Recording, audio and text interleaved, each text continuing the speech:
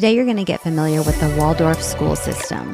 If you don't know about Waldorf schools, they are low-tech private schools, also available through public charters. You're going to learn all about them today and their approach to technology in comparison to our public schools. So let's get into my conversation with Brooke. Welcome to Scrolling to Death. I'm super excited today to talk to Brooke Natzke, who is a mom and former educator at the Waldorf school here in Southern California, near where I live. So hi, Brooke. Thank you for joining me. Hi, Nikki. Thanks for having me. Of course. So I am very interested, as we've spoken about before, in the way schools integrate technology in today's society. It became kind of something I've been paying more attention to now that my children, my older children, are in first and second grade, and they're relying a lot on technology in their classrooms. And for many of us parents, it seems to be that the only option is our public school system, which is becoming nearly all tech-based learning. Starting in kindergarten or sometimes preschool, kids are given a tablet or an iPad to do games or activities that we're being told are educational. So to give you a little bit more backstory, when I first started researching for this podcast, I kept hearing and reading something that intrigued me, and it was that tech executives, some of them that work for these social media companies that make our educational tech or social media platforms, often send their children to lower tech private schools. And one of them that kept coming up in my reading was the Waldorf school system. So that got me diving in to figure out, like, what is Waldorf? How is it different from public schools? I wanted to start by asking you, as a former Waldorf educator who also put your kids through Waldorf schooling, can you tell listeners about the Waldorf approach to education? Yeah, that's a great question. And there are so many different entry points, but I'll harken back to the origin story of Waldorf education, because I think the impetus behind the education really explains a lot behind the practices and the methodology. So Rudolf Steiner is the founder of the Waldorf educational philosophy, and he was a philosopher at the beginning or the turn of the 20th century. And he had been talking a lot about lots of different topics: agriculture, government, social structures, things like that. And right at World War I, there was just this real question about, is this structure of society working for us? And how do you explain this level of kind of inhumanity throughout World War I? And so at that time, he had somebody who had been attending his lectures asking him about opening a school for his factory workers' children. And Steiner, of course, had been thinking about all kinds of different thoughts. And once he was asked this thought, he said, yeah, great. I have this idea about an education that would allow humanity to kind of exist in its wholeness. And what would it look like to educate students in a way that would be thoughtful for kind of the existence of humanity? How can we implement education in a way that allows people to freely think and freely develop new concepts and new ideas for a world that we don't know what it's going to look like in the future? That impulse, I think, says a lot about what happened in the first Waldorf school and has subsequently happened. So there was this real strong pedagogical impulse to develop free thinking and to develop a new way of approaching the world. And there was this social impulse. And the social impulse was, how do we get along together? How do we construct a world where kind of the sanctity of life is really at the center? All of Waldorf pedagogy centers around this understanding of human development, and that there are natural phases in our development, archetypal phases that have existed all through human history. And when is the right time to introduce a new topic? What is right for a certain phase of childhood? And that's something that you'll really see in a Waldorf education, are these real strong developmental phases where it's not if we're going to introduce something, but when is it optimal? And so in early childhood, that's very, very clear, because there's a strong sense that, up till the age of 7, all of those early childhood years, children learn best through imitation, through play, hands-on activity, seeing meaningful work in their immediate environment in order to imitate that. A young child is highly imitative. I'm sure you've had that experience. I love just even the baby experience where you do peekaboo. And before they really know what they're doing, they're copying you. And that's the origin story. And then in a practical sense, what that looks like throughout the grades and up higher is there are curriculum content that really speaks to maybe an inner experience that the child is going through. One example is at around age 9, that real strong imitation or that feeling like you're a part of the whole starts to shift. And a child goes through this developmental phase, which we call the 9-year change, where they're starting to notice they're actually not so connected to the world. They're starting to notice differences. As a teacher, often they see that I have a mole on my arm that they didn't see before, or they notice that maybe I pronounce a word funny in a funny way, or maybe that my singing voice isn't always in tune. You know, they'll start noticing these differences that they didn't notice before. And that really is indicating this differentiation, an internal differentiation where they feel super connected with the world. And now they're kind of stepping back and being more of an observer and seeing that not everything is connected. Amazing. So first of all, this is the second time this week I've heard the word pedagogical, and that is not a word I had heard before. And so I wonder if there might be listeners who don't know what that means. So can you describe that word, please? Yeah. So pedagogical is anything relating to methods to teaching and learning. Okay. So that can be how you approach presenting curriculum. It can be curriculum itself, but it can also be your approach to curriculum. Okay, great. What would you say are a couple of the biggest differences in what the school day looks like for students at a Waldorf school versus like a public school? And I know you sent your kids to Waldorf, so maybe you don't know exactly what it looks like in a public school, but what comes up for you? Well, I mean, I definitely grew up in a public school system. Right, that was my own experience growing up. So the education that my kids have experienced is quite different than my own. I think the first thing that you would notice from the outside is just the structure of our school day. So my experience growing up is I had one class after another. And every day I would have reading. Every day I would have math. Every day I would have geography, for example, or social studies, I guess it would be something. And our school day starts with what's called a main lesson. So it's a 2-hour block of time that you spend with the class teacher. And that's a real strong component of our grades curriculum is the class teacher often stays with the same group of children for 8 years. So that in and of itself is going to be totally different. That relationship with your teacher is huge. Yeah. And then the structure of the school day, that first 2 hours of the day is studying one subject intently for 3 to 4, 5 weeks. Okay. In first grade, that pretty much alternates back and forth between language arts and math. And in that 2-hour time period, there's a part at the beginning of the lesson, which we call the rhythmic part of the lesson, where we're basically just priming the body to get ready for the day. So that includes different types of movements, both gross and fine motor movement. It can be singing, reciting different verses, playing a musical instrument, practicing different skills like skip counting or counting forward and backward. And essentially, it's the warm-up of that 2-hour lesson. Very therapeutic in its capacity to start integrating your neural pathways, also integrating your senses, making sure that you're really in your body in a way that you're kind of the rider of the horse instead of the horse riding you. Yeah. And then from there, our curriculum is really presented orally, verbally. So the teacher in the lower grades is telling a story to present the curriculum content. And the reason why that's important is it creates these real strong mental pictures. It's almost as if you're putting into the minds of these young children, you're getting them to really just imagine what the story content.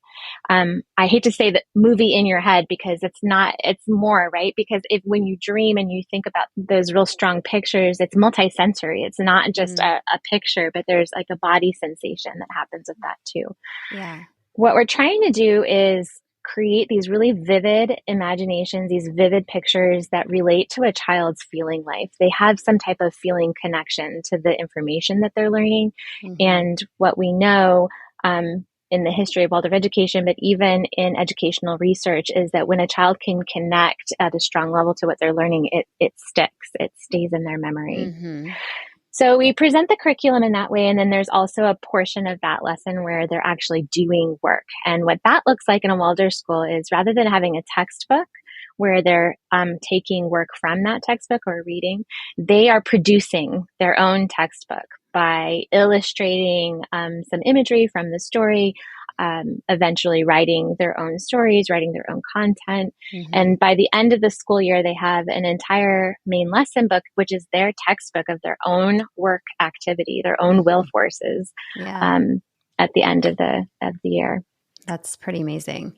Yeah.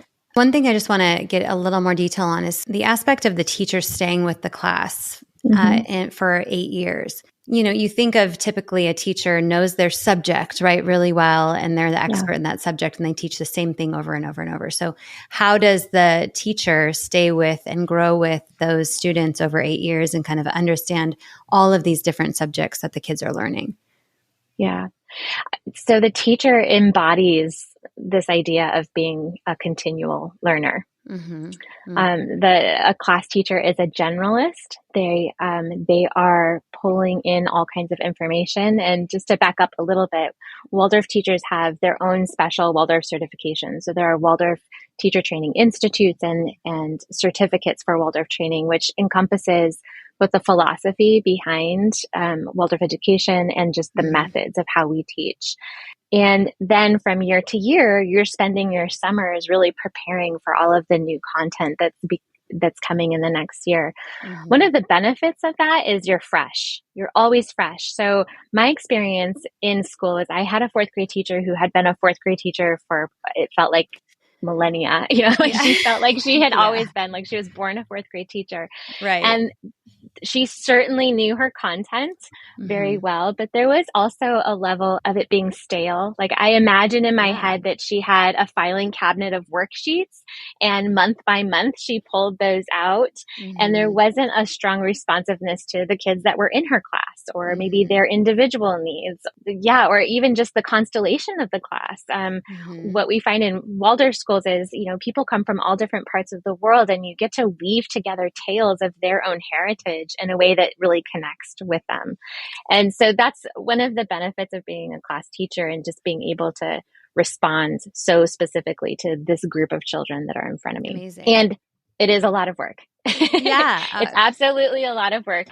Lots of reading, lots of research, which depending on your temperament is, for me was something that was absolutely exciting for me to do that type of learning. It brings a new level of curiosity on behalf of the teacher, because the teacher's learning along with the students. Do the teachers have to, is it typically like a typical teacher where they have their bachelor's degree first and then they go to the Waldorf training, or is there not that requirement? Yeah, I'm pretty sure state by state, those requirements are unique, but I'm pretty sure across the board, a bachelor's degree is required to work as a private school teacher. Okay. Definitely in the Waldorf, public Waldorf charter movement, there is a requirement to also have a teaching credential in the state of California anyway. Okay. Great. So there's pros and cons to both of those systems. In an independent movement, it's easier to prioritize the Waldorf certificate because there's not the additional requirement of a credential program. In the public Waldorf movement, the credential is actually more important than the Waldorf certificate. And so sometimes those trainings can look reverse. What do you mean by public Waldorf movement? Is that the state-funded Waldorf schools? Yes, that's right. So the Alliance for Public Waldorf Education is the association that is the membership body for any Waldorf schools that are using charter or public funds. Okay. So listeners should know that there are private Waldorf schools, and then there are state-funded public system Waldorf schools, or schools that follow the Waldorf training, right? Yes, that's right. Okay. That's great. All right. Let's shift to technology. So what's the official approach to technology use at the Waldorf schools? It's so funny to answer that question because in some ways we've been so behind the curve. For a long time, the Waldorf approach has been, screen free. Right. Early childhood, it's a huge educational moment for parents, and it's so countercultural. It has been so countercultural. That's shifting right now, it seems. But we really emphasize that the young child is best suited in a play-based environment where what they spend the majority of their time doing is in play, in imitation, in participating in just in the household, in the way that the household has to function. So participating in chores, helping with cooking, those activities and opportunities are what really develop those neural pathways that we rely on later for academic instruction. Most Waldorf schools and the schools that I've been affiliated with, it's not this contractual agreement. We're not asking families to, sign this contract, but really there's this ongoing dialogue of asking parents just to make their own observations. What do you observe when your child spends a lot of time on a screen or in front of a television? And so helping parents kind of rest in their own wisdom of knowing who their children are. And often parents share, yeah, my child's cranky. They don't want to let go of the device. They spend a half an hour after we turn it off just being upset. So that's an ongoing dialogue. In our actual school system, we definitely are screen free. And have been for a long time. We don't utilize computer technology. I mean, I think probably the highest advanced technology was like an overhead screen projector. And even that isn't used commonly. So the teacher really is developing their artistic skill. And we use just old-fashioned black chalkboards with lots of chalk drawings and illustrations. It looks very, a century ago, what most or all schools look like.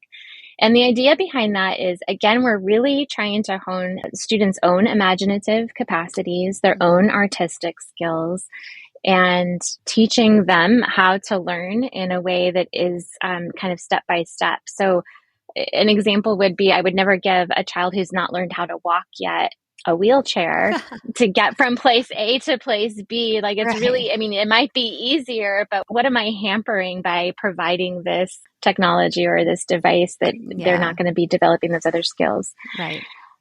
And over time, we also, the impulse behind Waldorf education is to be relevant to its time. So it doesn't make sense that children don't have any exposure to computers or to various other technologies, because that's just not the world that we live in. So again, it's not a question of if, but when. Yeah. And that's an ongoing question. And I think one thing that is great about Waldorf education or being an independent school is those questions about when are really in the hands of the teachers.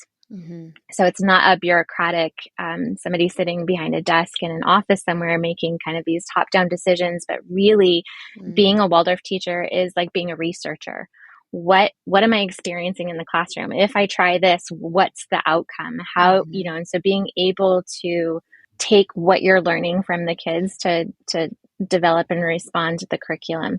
So we don't introduce any computers. We don't use tablets. We don't use any type of screen in the classroom until maybe 7th grade. And I'll speak just about the schools that I've been involved with. They're learning typing skills. They're learning maybe word processing skills. And then that might advance a little bit more in 8th grade.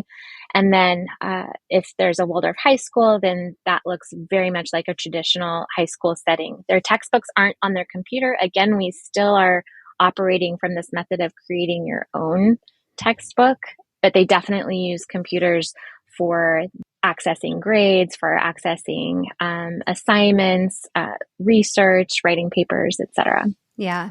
So interesting. I've done some research on what children absorb from digital textbooks versus actual paper textbooks. And so kids are retaining about 20% more from a paper textbook. But I wonder what it would look like, how much they're retaining when they create their own textbook. Like that would be interesting to know. And I'm sure there's no study on that. But tell me about what is the class sizes at Waldorf? So the schools that I have been involved with have had rather large class sizes. So I was involved with a charter school in Arizona. And so they, due to that public funding, had very large class sizes because it wasn't dependent on tuition income. And then 2 different schools here in Southern California, but larger, more established schools with high schools. So the most recent school I've been working with, a full class is about 28 students. There is a range. The largest class I've had was 36 students, and that was from 2nd grade through the end of 5th grade. And then during middle school, that shifted. One of the benefits of those really large classes in a Waldorf school is typically it's one class per grade. So there's not a lot of crossover. So having a larger class really is a healthy social dynamic because there's just a lot more opportunity for different friend groups and things to shift. Yeah. There's also this idea in our culture, in our educational culture, and also just in our parenting culture, we really are attentive to children's needs in a way that's unprecedented in history. And in some ways that can go a little to an extreme. And so having a large class where there are many people's needs that have to be taken into consideration rather than just what I want and what I need also creates a healthy social dynamic and an awareness of, in a sense, of the other too. Yeah. One thing I know that public school teachers struggle with in these, they do have larger classroom sizes. I think my daughter's class is 33, but they're all on their school devices in the classroom when it comes to the technology. And the teacher has a really hard time managing that they're staying on task because it's hard to lock down these devices. So I imagine just not having the kids have devices in the classroom, no matter the class size, is just helpful for the teacher to keep them focused. Right. I wouldn't even know where to begin, actually. Yeah. I know. And one question that's come to me a couple times is Waldorf similar to Montessori schools? Can you explain briefly the differences? Yeah, with the disclaimer that I've never actually experienced a Montessori education. Neither, none of my kids have attended. So it's really just from a philosophical framework. What's interesting about Montessori and Waldorf is that they came to fruition about the same time period. Marie Montessori and Rudolf Steiner were contemporaries, and they were really looking at education from a completely different and new vantage point. So they were very innovative for their times, and they continue to be really influential throughout the world. Yeah. One of the differences between Waldorf and Montessori is just the general approach to the types of materials that they use and the method of the education. So in a Montessori school, my understanding is that the toys that they receive in early childhood, for example, really have a concept oriented with them, whereas the toys available for early childhood in Waldorf education are really open-ended. For example, a doll might just be just kind of the gesture of a head with maybe like a soft flowing body with the intention that the child is using their imagination to fill in the rest of those details. And another example are just the quality or the materials that are being used, the physical materials that are being used. And in a Waldorf education, we emphasize natural materials. So wooden blocks, lots of nature, elements of nature in the classroom. The fibers are natural fibers, silk, linen, wool. And again, very limited detail in all of those materials to enhance imagination. And then the storytelling aspect in early childhood, for example, is it's the same fairy tale day after day, and really working to develop this inner picture of the student, which then later on becomes their base, their foundation for academic instruction. In a Montessori school, my understanding is it's more child-centered, child-led. As far as their interest in activities, the teacher's job is to create different methods for them to explore that. And in a Waldorf school, everything is compulsory. As a group, everybody's doing the same thing at the same time. Yeah. People often feel there's a sense of freedom in Waldorf education just because when you enter the campus, the students are they're very delightful. They're light. They have lots of movement. They're happy. So there's this idea that there's a lot of freedom, and actually there's not a lot of freedom. There's a lot of rhythm. A lot of rhythm that just holds them from an activity to the next. And it is definitely not student-centered. It is definitely teacher-led. The teacher definitely is the authority presenting the curriculum. Okay. This limited detail in the toys is very interesting to me. I'm reading a book called Who's Raising the Kids by Susan Lin, and she talks about how most toys are created to sell something else. So, Elmos or Mickey Mouse's, that kind of stuff. Like they're created to sell a movie or a TV show. And so when your kid is playing with an Elmo doll, the kid knows what Elmo sounds like, what it looks like, where he lives, who his friends are. You can't create any type of world around Elmo that's from your imagination. So giving them like something with less form and less recognizability is a really interesting way to let your child be creative. I thought that was really interesting. Yeah, and that used to be kind of the hot topic in Waldorf education before the advent of mobile screens and easily accessible like video gaming devices. So I'd say like in the mid-century, 60s, 1970s, 80s, it really was. If you're letting your child watch Sleeping Beauty, for example, there is a very fixed image now of who Sleeping Beauty is, what she looks like, what the dwarves look like, all of those things.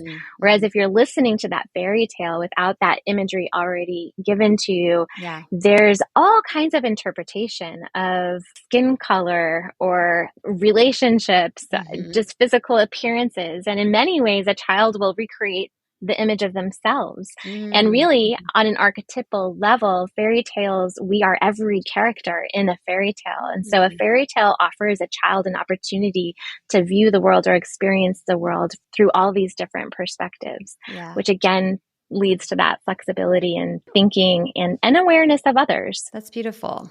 And we didn't touch on phones. So I've learned at the Waldorf school, you collect the smartphones at the front office if they do have it. So they're just not allowed on the campus. Yes, we've arrived to that over time. And I would say not a straight shot. That wasn't just like an initial thing. Yeah. When I was first teaching in middle school, it was 2016, 17, and maybe a handful of my 28 students had a phone. And so that wasn't an issue. 4 years later, I would say, probably close to 75% of my class had cell phones. So in a very short period of time, there was a huge shift in the culture. And we adapted. Good. Okay, adapted quickly. And I think, most, all public schools are struggling with that and letting the kids have it in their hands, and they're trying to implement phone bans. But it can be difficult. The difficulty comes in from the parent pressures. The parents want the children to have the phones on them for safety, to keep tabs on them, that kind of thing. So do you have to just get parent buy-in, like when they register, this is what our plan is, and you kind of have to be on board? Yeah, it's a mixture, and it really depends on when a family enters the school. So because we spend so much time in that parent education realm, or just having those conversations in the early years, by the time a group of parents is in a class where they're going to spend 8 to 12 years together, there's a culture in that parenting group and some values that are formed early on. And that can sometimes carry that group of families through 12 years. And sometimes it starts to fracture, especially when the peer pressure of students, they're on a soccer team and all of their friends have a phone, or whatever their outside of Waldorf experiences, those pressures start to come in. And or families who come in later in the journey and they've already made those choices. And so now you're restricting or taking away from your child. So those are ongoing conversations. But in general, our school culture is one where that's a value of the majority of parents. They've sought us out for those reasons, or they recognize that there's really something different qualitatively about our students and their capacity to hold conversations and to make eye contact and to feel comfortable in their skin. And then when they learn that there's actually a relationship between that and having a device in your hand all the time, there's some easier buy-in. Yeah. Okay. And so let's touch on that too. When it comes to these kids having devices in their hands, it's really hampering their mental health state. So most teen girls in the US are feeling persistently sad or hopeless. 30% of teen girls have seriously considered suicide. And we know that excessive tech use is linked to a decline in mental health. So what are you generally seeing, if you can share, in mental health trends for students of these ages in the Waldorf education system? Yeah, we don't have the same kind of data that the broader education movement is. So it's very anecdotal, just my own experience. I can say, having taught in middle school back to back, so I taught 1 through 8. I had a sabbatical, and then I went right back into middle school and taught 6 through 8. Yeah. So I was in this middle school world for about 7 years. And just in that 7 years, there definitely was a difference of the amount of students who had smartphones, but also just in mental health and anxiety. And anxiety is where I would really focus my attention. I've been reading The Anxious You Generation by have? Jonathan Good. Haidt. Good. Yeah, such a fantastic book. And Yes. yeah, I feel like it's a handbook for Waldorf parents. Like it's just All a parents. good parenting handbook. Yeah, Yeah. Yeah. definitely aligns with how we approach things. But so anecdotally, what I experienced is just a much higher degree of anxiety, Hmm. self-harm, Hmm. negative talk as specifically social media became more prevalent and available. We do have students who join in our high school who have been in different educational settings that were so intense in their kind of academic tracking and Hmm. expectations, and they were not thriving in that environment. And so in some ways our high school can be a little bit of a reprieve because the focus is across more than just one metric of Hmm. success. Hmm. There's a capacity to let those anxieties down. Yeah. But I definitely see an increase just even also in a Waldorf setting where Mm. access to technology is often delayed, but it doesn't seem like it is on the same scale as Okay. what the rest of education is experiencing. Right. Okay. And I think a lot of it is the mindfulness stuff. I mean, I talked to a neuroscientist a few months ago, and he talked about if we just introduce like 5 minutes of meditation, even in kindergarten for these kids, Mm-hmm. and you guys just have such a focus on being with yourself and having those mindfulness and movement exercises and prepping for the day, like instead of just sitting down and the teacher being like, put away your phones, we're getting started. Like that's how Mm-hmm. it is in these public school systems. So, can you share any insight? I get some questions about, like, okay, is restricting technology through high school going to allow them to be behind in any way as they move into adulthood and college education? So can you speak to that? Yeah.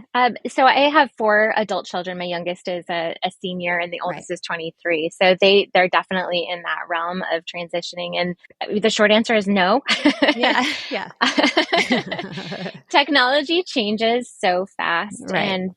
and it's built to be intuitive. Right. And I think the difference though is their relationship to technology. So what I do notice about my children and their relationship to technology, if they don't know something, they absolutely know how to figure something out. And that's a direct reflection of the method of the education that they received. We're Mm-hmm. teaching, we're teaching you how to fish. We're not Mm-hmm. going to continue just giving you fish. So they really do have the confidence. And I Mm-hmm. think that is really what it comes from, this kind of inner confidence that they've been exposed to so many different topics, from artistic to science to math, and everything's compulsory.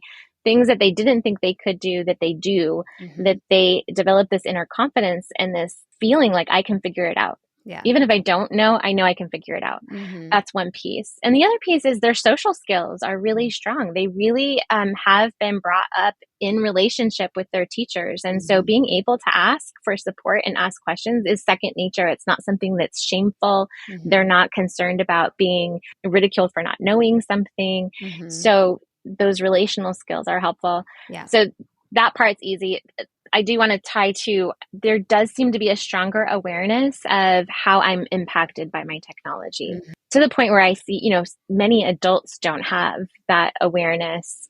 Yeah. And there's like a pause. There's like something doesn't feel congruent. There's something not right. Mm-hmm. And being able to put up their own limits Right. is been inspiring, even for me. Wow. And so, how did you manage, if you don't mind sharing, their Mhm. social media access and use within your home? Yeah. I didn't. Okay. That Yeah. was definitely a learning journey. Mhm. All of my kids were, well, so we're a blended family, and we had two different relationships to technology when our kids all came together.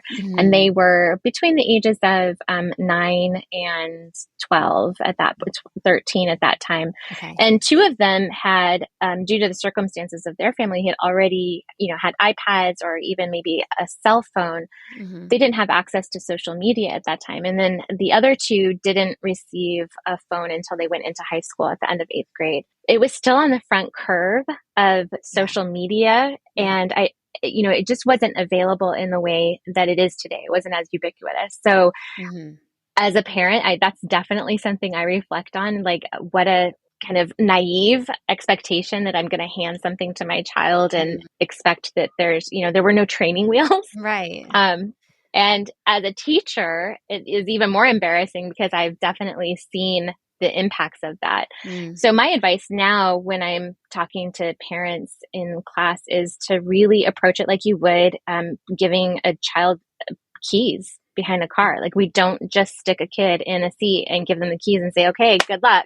Right. I hope you make it to your destination, right? There are all of these scaffolded checkpoints. Yeah. And one of them is really being educated about the impacts of technology and the motivation behind social media in particular and all of those things. So. I like the motivation comment too, because it's like, what purpose does it serve for you? Right. And what are you using it for?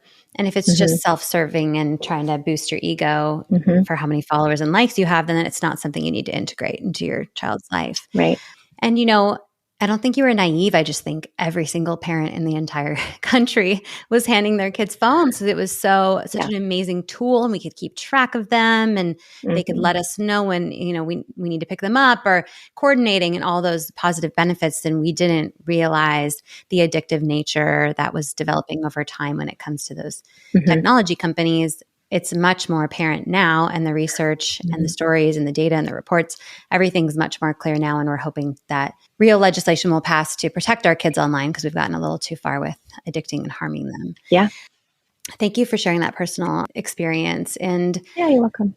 Do you have any tips for parents regarding speaking up with their public schools about what they kind of want? For example, like, I believe that a group of parents can really give schools now a reasonable explanation as to why you would want maybe a phone-free school or to opt out of screen use in certain subjects. So do you have any tips for parents around that? Well, not being very familiar with how change manifests, but I definitely think a group of aligned parents really are a strong voice, and there are pathways.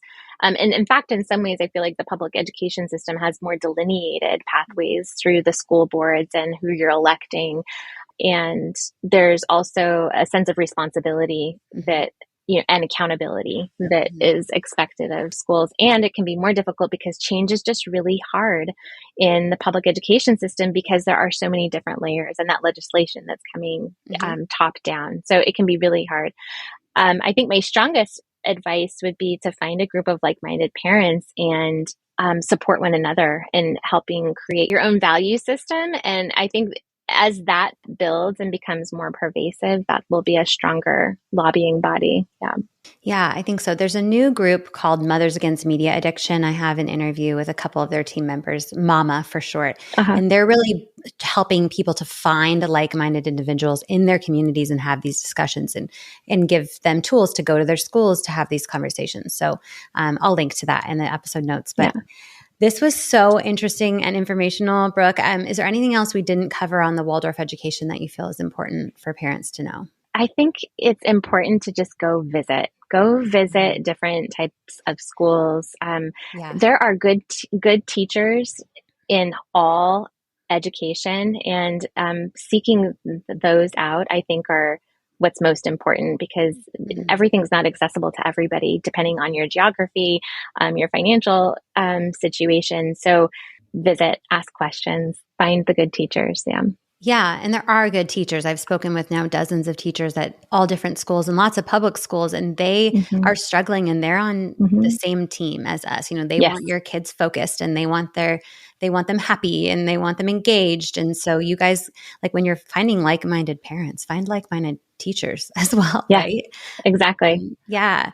Okay. Thank you so much, Brooke, for this conversation. I've learned a lot from you. I hope parents are inspired to just open up lines of communication with their schools, visit different styles of schools, talk to other parents about their experiences, and to consider what might be best for their own children, and know that we as parents have a say when it comes to our children's education system and their use of technology. So thank you again, Brooke. Yeah, you're very welcome.